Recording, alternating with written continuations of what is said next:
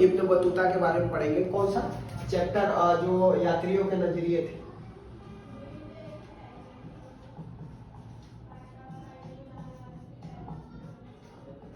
कौन सा? क्लास 12 का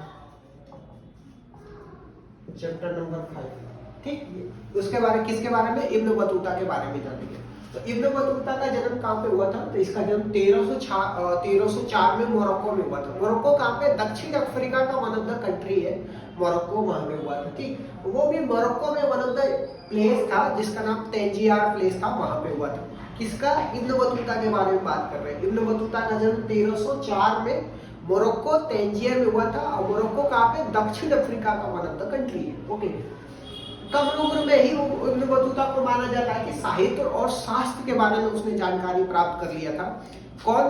इब्न बतूता। ठीक, वो एक बचपन में ही हठीला यात्री था। हठीला मतलब थोड़ा सा चंचल टाइप का। तो उसे बहुत ज्यादा यात्राओं का शौक था। तो उसने इराक हो गया, मक्का हो गया, सीरिया हो गया, यमन हो गया, ओमान हो गया, यहाँ तक की यात्रा किया था। 1332 में उसने भारत के प्रति उसका इंटरेस्ट जगा और 1332 में वो मोरक्को से भारत के लिए निकला और 1333 में जाकर के सिंध पहुंचा था।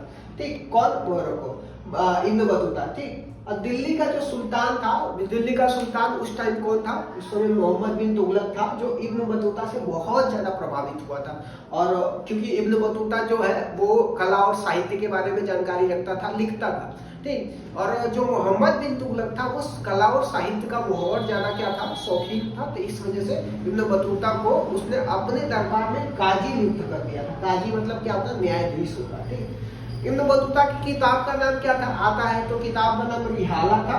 और जो इब्न बतूता की माना जाता है कि इसकी किताब में जो रिहाला थी वो कौन सी भाषा में थी? तो वो भाषा अरबी भाषा में थी। और इब्न बतूता की किताब में जो बातें लिखी थी उसमें बताया जाता था भारतीय शहर के बारे में बताया जाता है, और दास प्रथा के बारे में बताया जाता है, डाक सिस्टम के बारे में बताया जाता है, और बताया जाता है कि कैसे नारियल और पान के बारे में बताया। तो सबसे पहले अगर हम शहरों की बात किया जाए तो वहाँ पे जो भारतीय शहर होते थे ज्यादातर क्या होते थे? भीड़ भाड़ वाले इलाके होते थे, घनी आबादी वाले इलाके होते थे। और ज्यादातर वहाँ पे सामान्य कैसा बेचा जाता था? तो चमक दमक वाली सामान्य बेचे जाते थे। और भारतीय शहरों में सभी धर्मों को माना जाता था जब इब्न बतूता अपनी किताब रिहाला में लिखा था। ठीक, अच्छा, तो डाक प्रणाली के बारे में बताता है इब्न बतूता कि डाक 2 टाइप के होते थे। एक अश्व डाक होता था, एक पैदल डाक होता था। तो हर 4 मील की दूरी की यात्रा किसके द्वारा किया जाता था? 4 मील की जो दूरी की डाक सिस्टम को अश्व डाक कहा जाता था। और एवरी 3 मील की दूरी को पे एक पैदल डाक सिस्टम होता था, जिसमें एक व्यक्ति क्या होता था? एक हाथ में डंडा और दूसरे हाथ में क्या करता था? दूसरे हाथ में छड़ी लेकर भागता था और 3 मील तक जाता था। हर 3 मील तक उसको विश्राम करने का भी व्यवस्था किया जाता था। दास प्रथा के बारे में इब्न बतूता बताता था कि हर व्यक्तियों के पास क्या होता था? दास होते थे। जो दासों का काम होता था, घर के घरेलू काम को किया जाता था दासों के द्वारा। ठीक, घरेलू काम के अलावा भी जो महिला दास होती थी ज्यादातर वो महिलाएं संगीत का या फिर क्या नृत्य का काम करती थी। ठीक, और दास जो है बाजारों में बिका जाता था मतलब ऐसा साक्ष्य मिला है कि दासों को बेचा जाता था। और इसके बारे में इब्न बतूता बताता है कि जो मोहम्मद बिन तुगलक से जो खुश होकर के नसीरुद्दीन ने क्या किया था? 1,00,200 क्या किया था? 1,00,000 मुद्रा और 200 दास किया था।